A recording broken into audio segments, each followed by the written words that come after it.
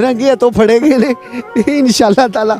अच्छा हज़रत, इस तरह सिर्फ ये बता दें कि माशाल्लाह अल्लाह ताला ने इस दुनिया के ऊपर एक ऐसा रिश्ता उतारा है कि जिसके लिए ना कलमे पढ़ने पड़ते हैं, ना कॉन्ट्रैक्ट करना पड़ता है, कुछ भी नहीं करना पड़ता। वो है मोहब्बत का रिश्ता।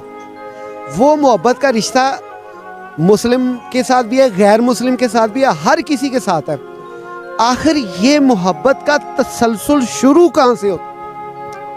देखिए, मोहब्बत जो है वो तो समझता है सारा जहां ये हकीकत कि खुदा है मोहब्बत।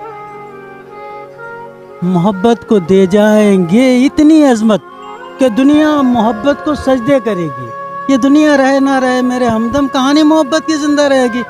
तो ये तो अजल से अब तक का सफ़र है भाई, इसको तो कोई बयान ही नहीं कर सकता कि कहाँ शुरू हुआ और कहाँ ख़त्म होगा। तो ये मोहब्बत के सिलसिले जो है ये इसी तरह